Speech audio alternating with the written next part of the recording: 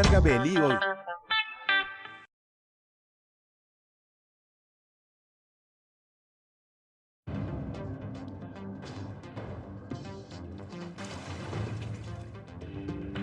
Fuente de vida y causa de muerte. El agua puede eliminar pistas, diluir pruebas y ocultar cadáveres. Para los investigadores, el agua puede ser un oponente astuto. Para los delincuentes, un aliado de lo más complaciente. Para el crimen perfecto, simplemente agrega agua.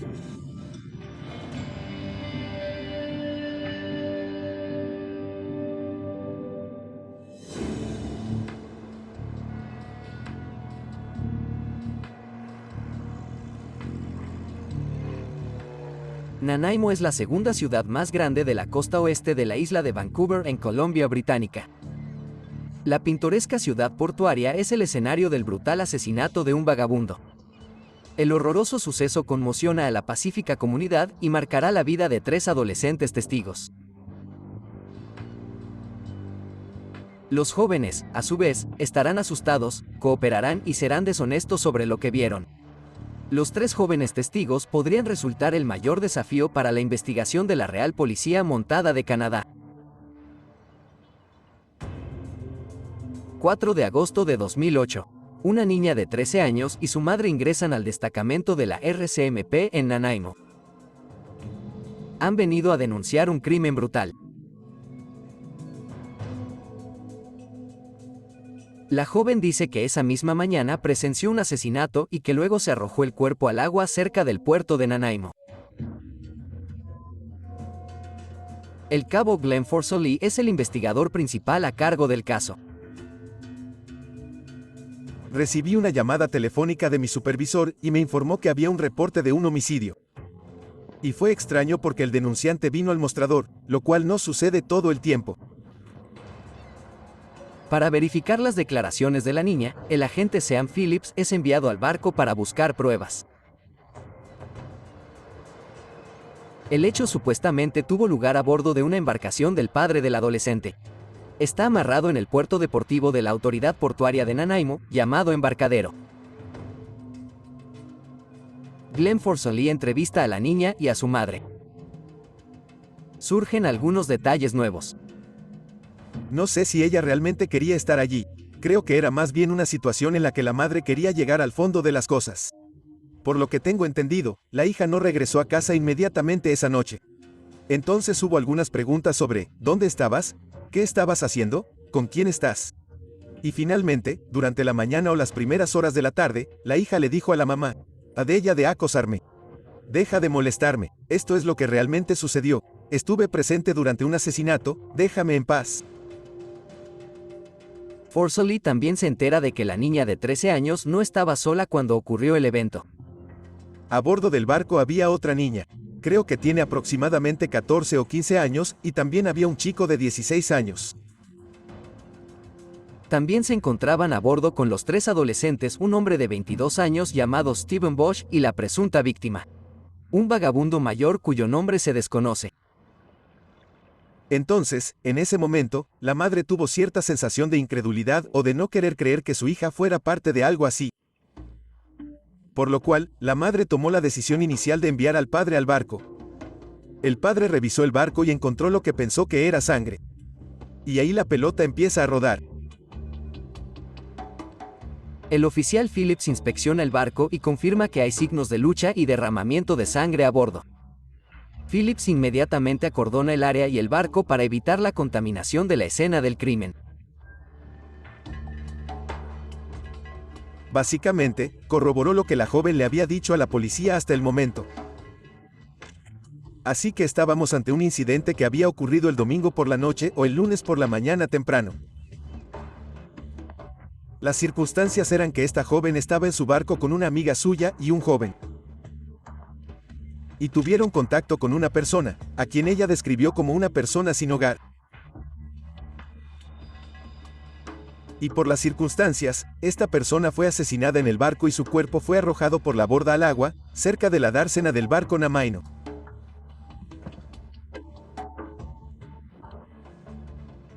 Nanaimo RCMP recibió un informe de kayakistas, quienes descubrieron un cadáver flotando en el agua al sur del puerto deportivo. Estaba ubicado a 1 o 2 kilómetros al sur de la dársena de barcos de Nanaimo. Estaba flotando cerca de una barrera de troncos. Esto estaba justo al sur de un molino ubicado en el área. Un piragüista se encontraba en la zona cuando se topó con el cuerpo.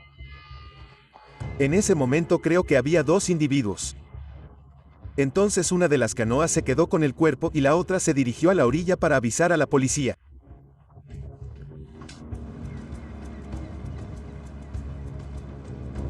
El cuerpo flotaba en el agua boca abajo.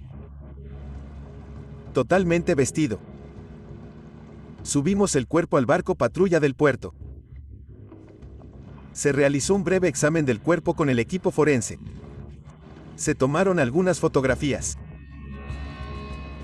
¿Podría el cuerpo coincidir con la descripción del vagabundo que supuestamente fue asesinado a bordo del barco? Noté en el cuerpo algunas heridas graves en el área de la cabeza y la parte superior del torso. Hay una herida defensiva en una de las manos. El cuerpo se encontraba en pleno rigor mortis. La policía lleva el cuerpo al puerto deportivo, donde lo esperan el forense y el equipo de identificación forense de la RCMP. No hay nada en el cuerpo que nos ayude a identificarlo, ninguna identificación. Pero tuvimos la suerte de que uno de los agentes de policía presentes en el muelle del barco reconociera a la persona como Mark Hanley. Sus huellas dactilares habrían quedado registradas y habrían sido algo con lo que podríamos compararlas. En ese momento, se selló el cuerpo y se trasladó a la morgue del Hospital Regional de Nanaimo, para luego poder realizar la autopsia. La identidad de la víctima aún debe ser confirmada formalmente mediante una autopsia. Nanaimo es una comunidad pequeña y la policía reconoce a la víctima como Mark Hanley. Los miembros de nuestra oficina, que estaban bastante familiarizados con él, describieron al señor Hanley como una persona sin hogar y con problemas de abuso de sustancias y adicciones a las drogas. Frecuentaba el centro de la ciudad. Pero había otra cara del señor Hanley.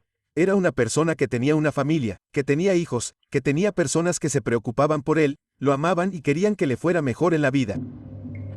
Los investigadores esperan los resultados de la autopsia y la identificación formal de la víctima. Glenn Forsoli centra su atención en el barco en el puerto deportivo.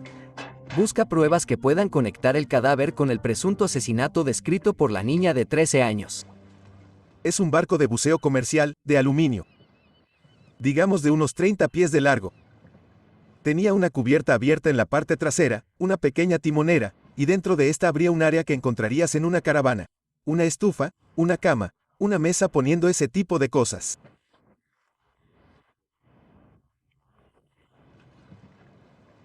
El equipo de identificación forense de la RCMP de Nanaimo estuvo trabajando en el barco desde que se informó por primera vez ese mismo día. Lo que se encontró en el barco fue una gran cantidad de sangre. Chorros de sangre, salpicaduras de sangre. Ese tipo de evidencia forense. La chica que acudió por primera vez a la comisaría nos dijo que todos los trapos y productos de limpieza fueron arrojados por la borda mientras flotaban. Y también había una maleta a bordo, y o la maleta estaba llena con estos productos de limpieza, o simplemente la arrojaron por la borda. Forsoli quiere entrevistar a alguien que estaba trabajando en el puerto deportivo la noche del asesinato. El guardia de seguridad Doug Bradford estaba de servicio. En ese momento hablamos con uno de los guardias o comisarios de seguridad que trabajaba en la zona, y conocimos un poco más sobre la embarcación y sus ocupantes.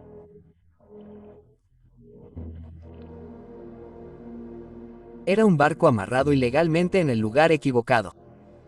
No debería haber estado allí, pero no había nadie a bordo en ese momento.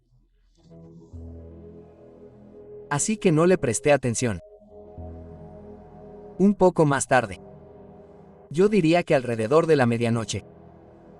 2 chicas salieron de los muelles y, por supuesto, los muelles estaban cerrados. Les pregunté qué estaban haciendo en los muelles y me dijeron que estaban en el barco de buceo. Y luego supongo que después de una hora y media más o menos, regresaron y estaban 2 muchachos jóvenes con ellas. E inmediatamente supe que se dirigían hacia el barco que estaba estacionado ilegalmente. Así que los sigo hasta allí. Lo único que vi cuando me acerqué al barco fue a la hija del propietario sentada en la parte trasera del barco diciendo, «Aquí viene la seguridad». Bajé y les pregunté por qué estaban allí y les dije que no podían estar allí. Finalmente salieron y dijeron, «Nos moveremos de inmediato». El guardia de seguridad está seguro de no haber visto a nadie parecido a la víctima, pero sí recuerda el comportamiento sospechoso de los 4 adolescentes a bordo. Parecían tener las manos en un tarro de galletas. No puedo decirlo de mejor manera que esa. Ves niños con las manos en el tarro de las galletas y están en problemas. Estaban simplemente nerviosos y agitados. Como si hubieran hecho algo mal. No sabía qué sería, aparte de que pensaron que estaban estacionados ilegalmente. Y tienen miedo de que baje y revise el barco. La presencia de Bosch y los demás jóvenes confirma lo informado por la testigo de 13 años. Bradford también dice que escuchó el barco salir del puerto deportivo esa misma noche. Aproximadamente a las 3 de la mañana sintió que se dirigía hacia el agua desde el muelle. En cuanto a verlo o escuchar algo más, eso fue todo. El cabo Forsolí se pone en contacto con la autoridad portuaria de Nanaimo para acceder a las imágenes de su sistema de videovigilancia en el puerto deportivo. ¿Es posible que el crimen haya sido captado por la cámara?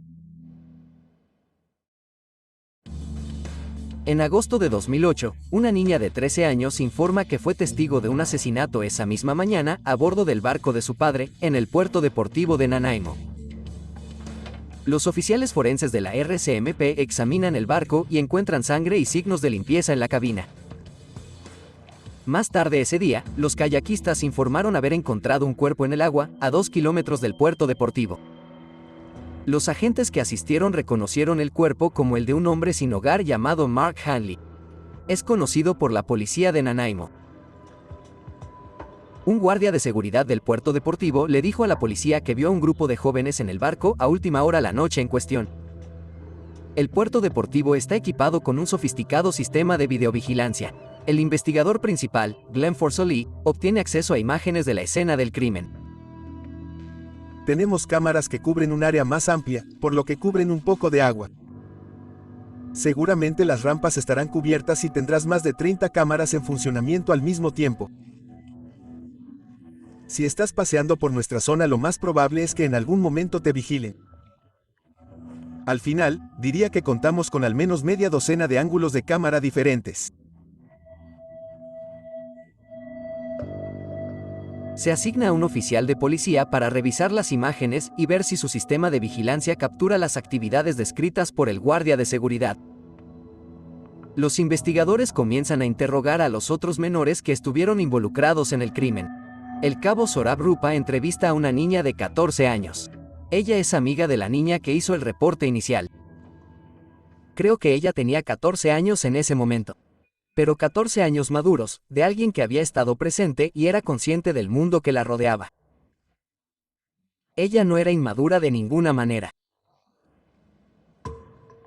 Hubo muchas pruebas que la mayor de las dos adolescentes proporcionó y que la menor no pudo proporcionar. Entonces, desde el punto de vista del testigo, la niña mayor fue, en mi opinión, más instrumental en el caso.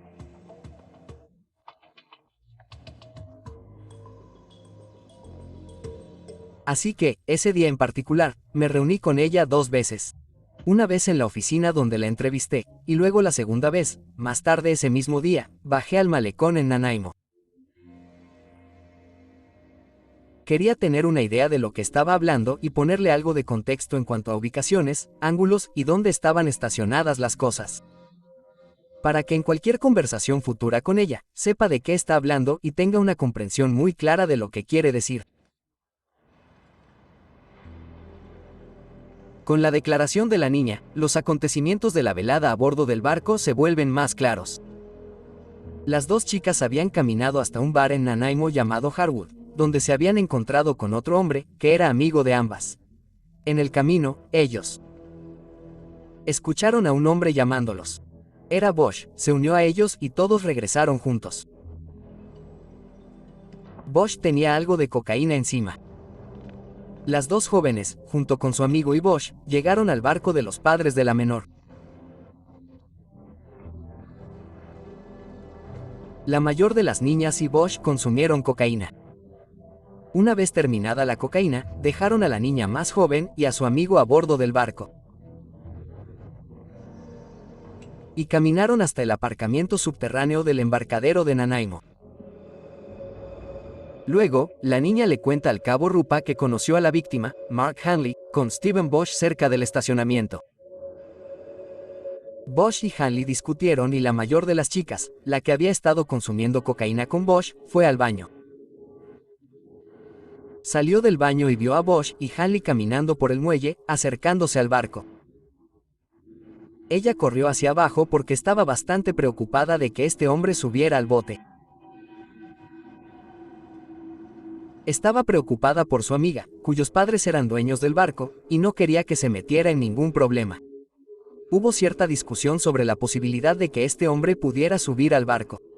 Al final, Bosch, supongo, logró ganar esa discusión y el hombre fue invitado a subir al barco. La niña describe cómo Steven Bosch y Mark Hanley se dirigen directamente a la cabaña para consumir cocaína. Ella le explica a Rupa que la atmósfera parece diferente ahora que el vagabundo se ha unido al grupo. Bosch consume actualmente la mayor parte de la cocaína. Hanley está sentado allí, haciendo una pipa de crack con una lata. Se droga un poco con ellos y se va porque parece que la cosa se va a poner fea. Está un poco preocupada por la forma en que se comporta Bosch y el estado en el que se encuentra Hanley, así que va a la parte trasera del barco, donde están su amiga más joven y su amigo.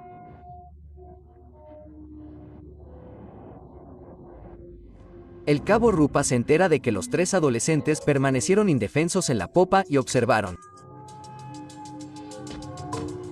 En ese momento, Bosch inicia el asalto a Hanley.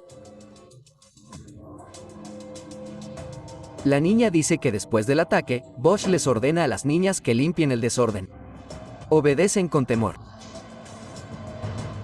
Se le pide que ayude a eliminar las pruebas del costado del barco. Ella hace eso. Ella sí dijo que cuando estaba limpiando la sangre no hizo un muy buen trabajo. Su intención era específicamente no hacer un muy buen trabajo, para que quedaran algunas pruebas y así la policía las encontrara. Ella estaba bastante traumatizada por los acontecimientos, no solo porque ella presenció sino también limpiando una gran cantidad de sangre en el barco. Y supongo que temía por su seguridad, la de su joven amiga y la del otro hombre. Y estar atrapado en un barco añade una cierta dimensión a tu miedo. La niña le dice al cabo Rupa que Bosch ordenó al chico de 16 años que sacara el barco del puerto deportivo. Viajaron durante algún tiempo y luego arrojaron el cuerpo y las pruebas al océano.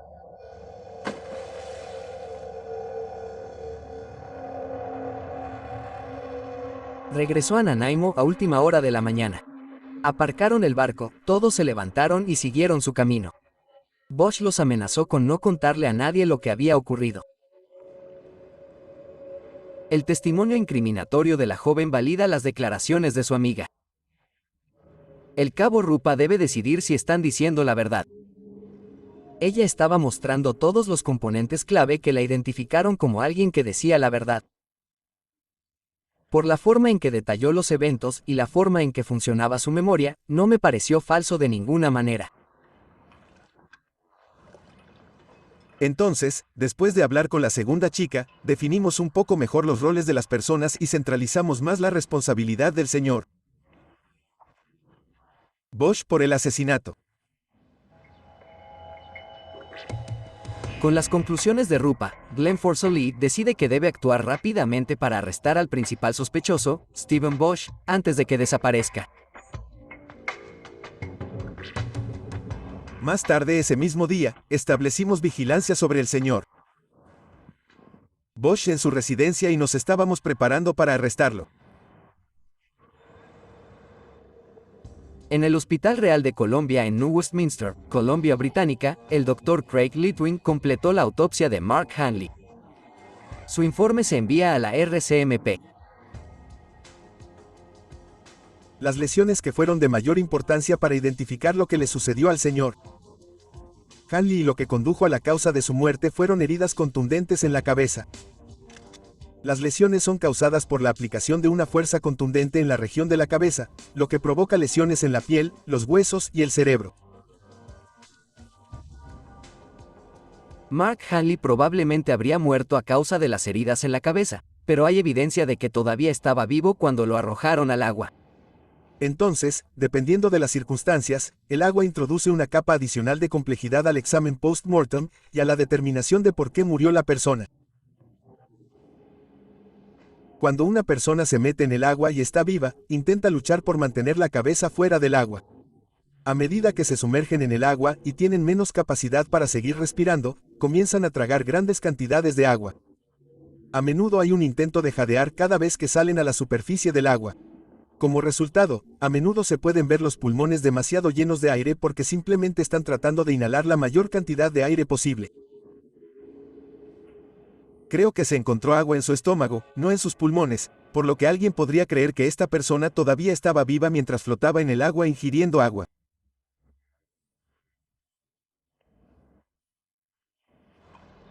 No es posible determinar la causa de la muerte, pero no hay duda de que el asesinato de Mark Hanley fue muy violento.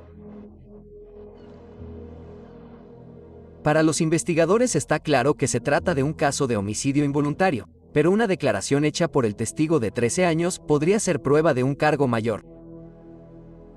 Una de las chicas alega que hubo algún tipo de historia entre el señor Hanley y Stephen Bosch. Se mencionó un contrato o algún tipo de comunicación por teléfono celular a partir de la cual Bosch iba a dañar a Hanley debido a una deuda de drogas. Según la niña de 13 años, Stephen Bosch recibió esa noche un mensaje de texto indicándole que matara a la víctima. El tema inicial es que Bosch planeó esto desde el principio y alguien estaba dirigiendo u ordenando a Bosch que dañara a Hanley. Esta información podría probar que Bosch premeditó el crimen, lo que podría aumentar el cargo en su contra de homicidio involuntario a asesinato en primer grado.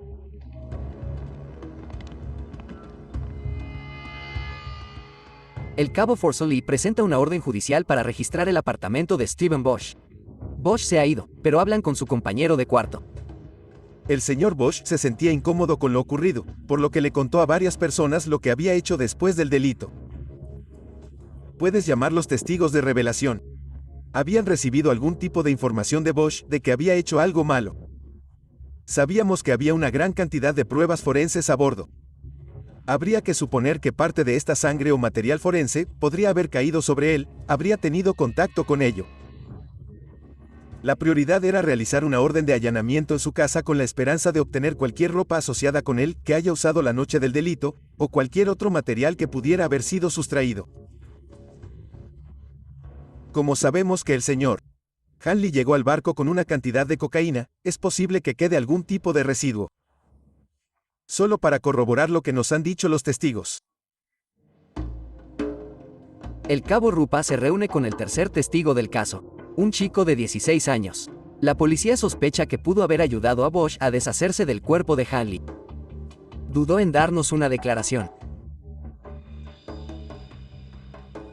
Así que tuve que asegurarle que en ese momento se trataba estrictamente de una declaración de un testigo para descubrir, desde su perspectiva, qué había ocurrido esa noche. Luego nos hizo una declaración que era muy similar a lo que nos dijeron las dos jóvenes.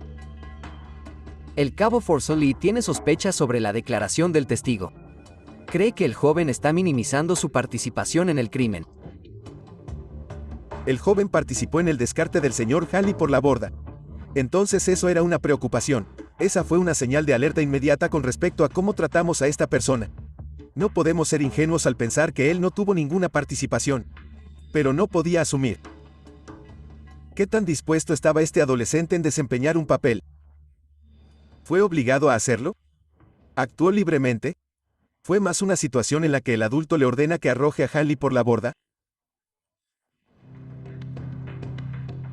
Las declaraciones de las dos chicas parecen exculpar al joven de 16 años, pero los investigadores se resisten a sacar la misma conclusión sobre su papel en el crimen.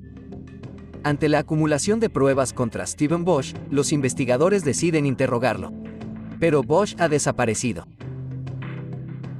¿Dónde podría estar escondido? ¿Ya salió de la Columbia Británica?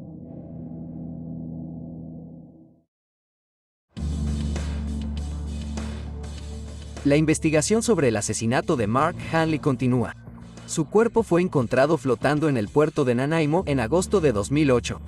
Las declaraciones de 3 testigos menores describen un brutal ataque y asesinato en un barco en el puerto deportivo la noche anterior.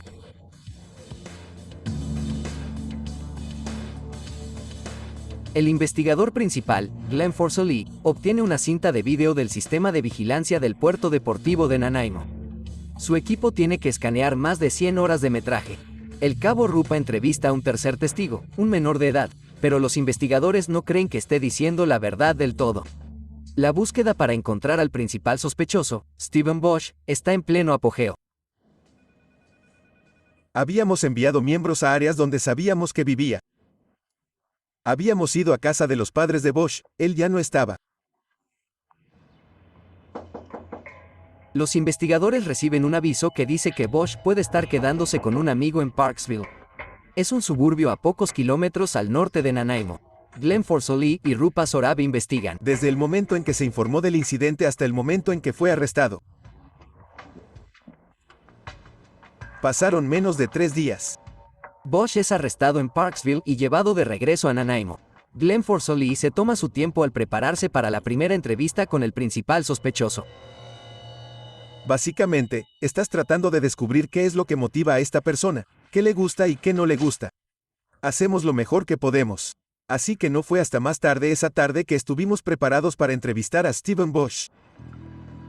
El cabo Rupa le pidió a la niña de 14 años que recreara los hechos ocurridos en el barco esa trágica noche. Entonces, el 8 de agosto, me encontré con la mayor de las dos jóvenes.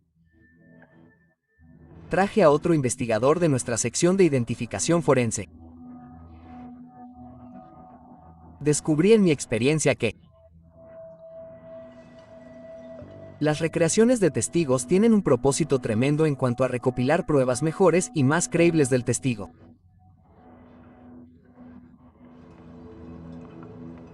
El barco siguió siendo una escena del crimen segura desde la noche del asesinato. Básicamente, le doy vía libre para que me cuente qué pasó en ese barco. Y fue excelente porque ella estaba señalando evidencia que antes no conocíamos.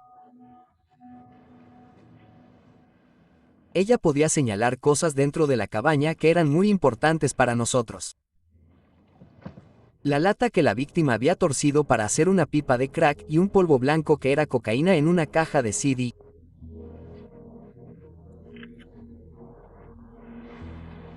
Eso habría sido de la víctima. Cosas de esa naturaleza. Como resultado de su recreación, terminé incautando pruebas adicionales que no habían sido incautadas cuando se procesó la escena. Otra cosa muy importante con fines investigativos que encontré en esa recreación fue donde estaba el joven, su amigo, cuando Bosch empujó a la víctima Hanley.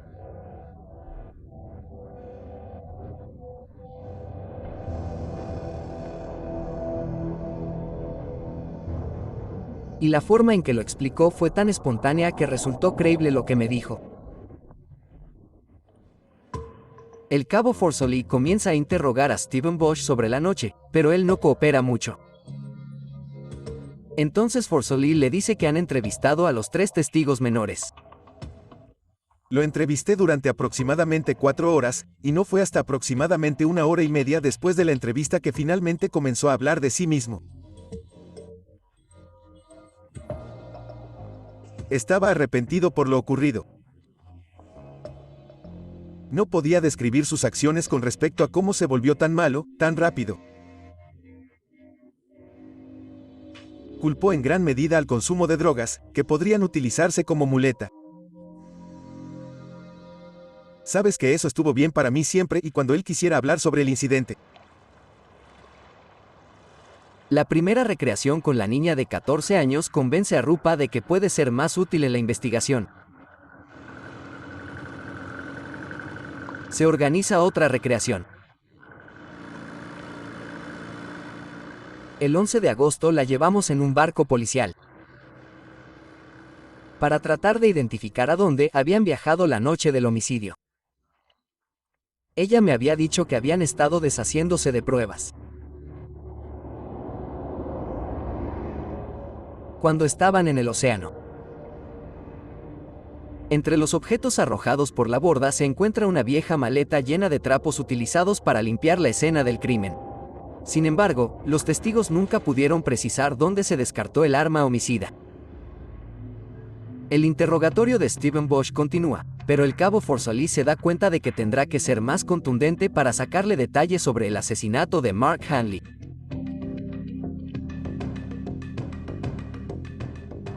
¿Admitirá Steven Bosch haber seguido órdenes de un traficante de drogas para saldar una deuda con Hanley? ¿Podría haber mentido el testigo de 13 años sobre el mensaje de texto que recibió Bosch? Mark Hanley es encontrado muerto. Su asesinato es denunciado por una joven pocas horas antes del descubrimiento del cuerpo. Después de una persecución de 3 días, arrestan al sospechoso, Steven Bosch. Un segundo testigo, otra joven, describe los hechos y participa en 2 recreaciones a bordo del barco donde tuvo lugar el asesinato. Su cooperación es de gran ayuda para la investigación. El investigador principal, Glenn Forsolí, interroga al sospechoso durante varias horas, pero él no coopera. El testigo más joven afirma que Bosch recibió un mensaje de texto que le ordenaba asesinar a Mark Hanley. Cuando Forsolí presiona a Bosch para que hable sobre la pelea en la cabina del barco, el interrogatorio se vuelve más intenso. Comencé a interrogarlo intensamente sobre su versión del asunto. La entrevista se volvió conflictiva porque otros testigos me dijeron cosas que podrían ser diametralmente opuestas a lo que él nos había dicho. Entonces, por supuesto, tendría que encontrar la verdad. No puedo simplemente aceptar la palabra de alguien como evangelio. No fue hasta el final de la entrevista que tuve que discutir estas áreas que entraban en conflicto con la información de Bosch, que se volvió más conflictiva. Bosch afirma que actuó en defensa propia porque Hanley lo había atacado. Culpa de sus acciones a su estado de ebriedad. Describió que Hanley estaba teniendo una sobredosis o estaba volviéndose demasiado agresivo. Y una cosa llevó a la otra y hubo algún tipo de enfrentamiento por la cocaína.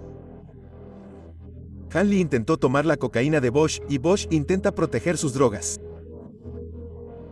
Hanley apuñaló a Bosch en la mano o en el dedo con una aguja hipodérmica.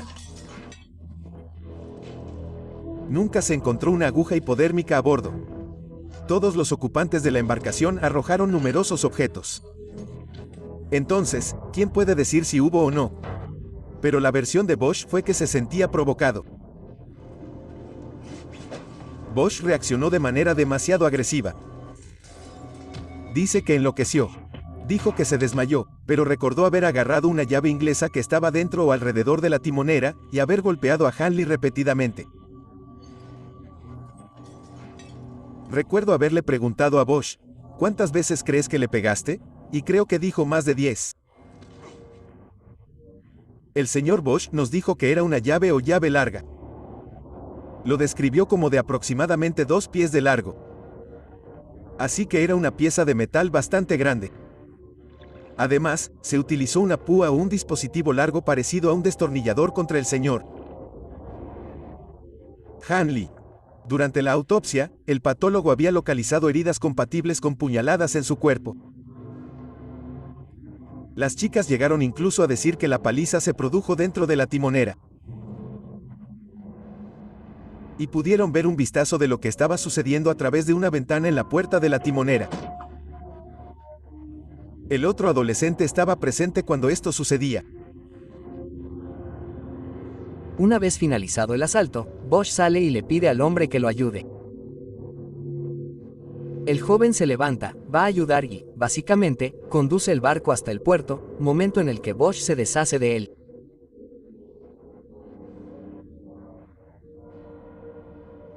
Lo que nos hacen creer es una llave inglesa.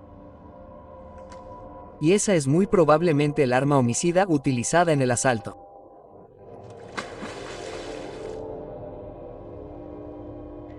Una vez que abandonan la zona del puerto, una vez más Bosch le pide al joven que lo ayude a deshacerse del cuerpo. El joven ayuda a Bosch y lo sacan.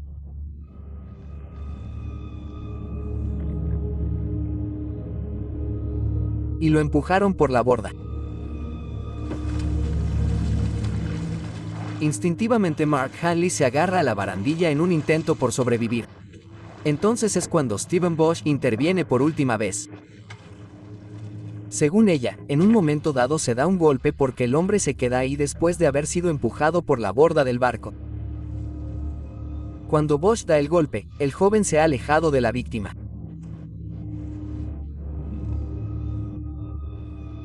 Mark Hanley se hunde lentamente en las aguas del puerto de Nanaimo. Los tres adolescentes están en shock al presenciar la violencia.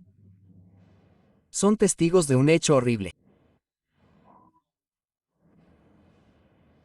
Matar a alguien con una llave inglesa no es algo fácil y habrá mucho dolor, gritos y gritos involucrados. Ser testigo de que siguió el descarte y luego la limpieza, estos niños definitivamente se vieron afectados. Bosch estuvo de acuerdo o aceptó la responsabilidad de causar la mayor parte del daño a Hanley. Para acusar a Bosch de asesinato, los fiscales deben demostrar que hubo premeditación. El mensaje de texto que describió el testigo de 13 años podría proporcionar esa prueba. Inicialmente, la joven le había dicho al agente Sean Phillips que Bosch había recibido algún tipo de comunicación, creo que era un mensaje de texto, diciéndole a Bosch o indicándole que dañara a Hanley. Bosch confiesa su papel en la ofensiva pero niega rotundamente haber recibido un mensaje de texto para dañar a Hanley. Bosch se encuentra detenido mientras espera cargos formales. La policía lleva días revisando las imágenes del sistema de vigilancia del puerto deportivo. Proporciona buenas pruebas, pero no logra captar el asesinato. No nos mostró el incidente, lo cual es lamentable porque estaba demasiado lejos de la cámara. Pero pudimos establecer a qué hora las niñas abandonaron el barco y la hora en que Anneli llegó al barco. Y luego a qué hora llegaron después de deshacerse del cuerpo. Los investigadores han construido un caso sólido contra Steven Bosch, pero Forsolí no está satisfecho. Todavía le gustaría encontrar el arma homicida. Glenn Forsolí solicita que el equipo de buceo de la RCMP sea asignado al caso. Los buzos utilizaron la información recopilada por el cabo Rupa en las recreaciones para definir un área de búsqueda. Entonces colocaron estos marcadores, que incorporarían esa área objetivo. Y entonces comenzaron a buscar allí. Buena visibilidad y aguas poco profundas, por lo que tuvieron una cantidad considerable de tiempo en esa profundidad. El equipo de buceo intenta encontrar la llave inglesa que se utilizó como arma homicida. También intentan localizar la maleta llena de trapos y artículos que se utilizaron para limpiar la cabina.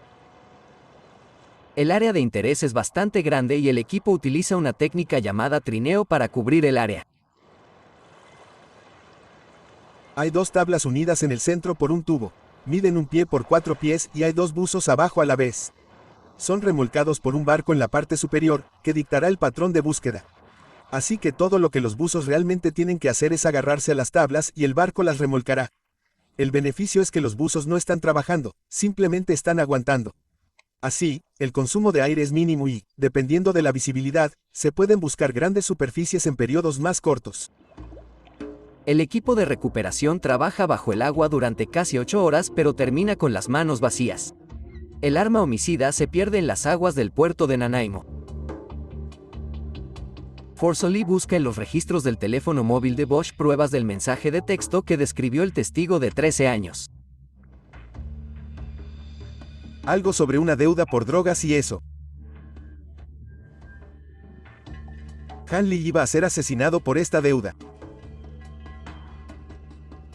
Si Bosch realmente recibió un mensaje de texto para matar a Hanley, la fiscalía puede elevar los cargos en su contra a asesinato en primer grado. No sabíamos todos los números que habrían estado involucrados, pero sí todos los básicos. Cubrimos las bases, pero no puedes dar cuenta de números que no conoces. Entonces en todos los que conocíamos que estaban asociados con Hanley o Bosch, no había nada de eso. Algunos operadores no tienen la memoria en su sistema para tener el texto real. Es posible que solo proporcionen fechas y horas. Durante la audiencia preliminar, el testigo de 13 años arroja una bomba. Ella dice que Steven Bosch nunca recibió un mensaje de texto ordenándole matar a Mark Hanley. Ella mintió a la policía desde el principio. No era la verdad. ¿Por qué la chica usó eso? No sé. Tal vez fue solo para darle algo de credibilidad a la historia.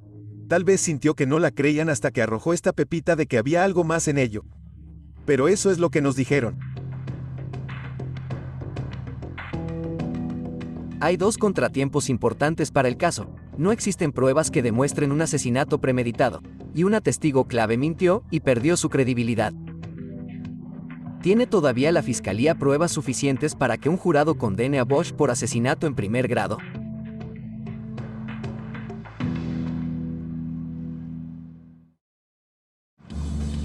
El cuerpo brutalmente golpeado de Mark Hanley se recupera del puerto de Nanaimo. Horas antes del descubrimiento de su cuerpo, una niña de 13 años denuncia el crimen a la RCMP. Se presentan otros dos jóvenes testigos.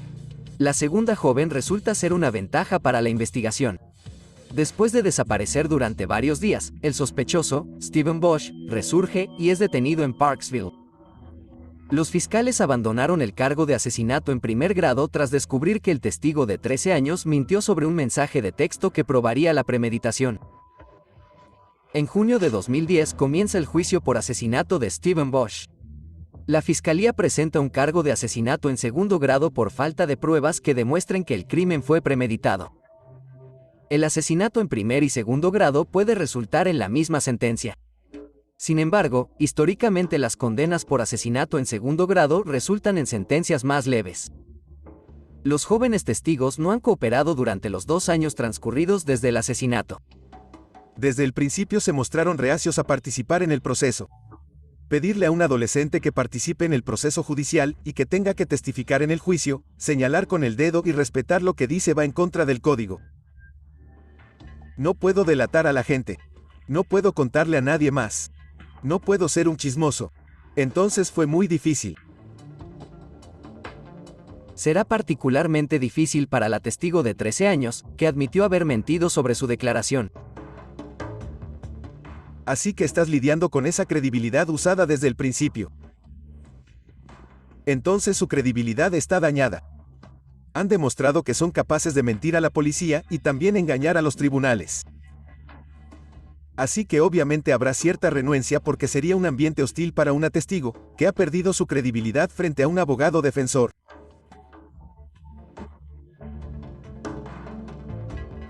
Después de varias semanas, la defensa ofrece a la fiscalía una declaración de culpabilidad por homicidio involuntario.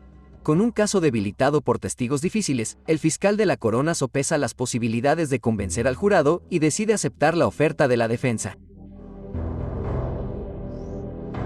Fue sentenciado a 8 años y declarado culpable de homicidio involuntario.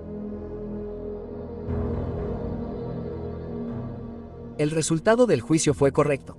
Condenamos a una persona por homicidio involuntario, basándonos en todas las pruebas que pudimos obtener en el juicio. Y tengo que ser claro al respecto, así son las pruebas en el juicio.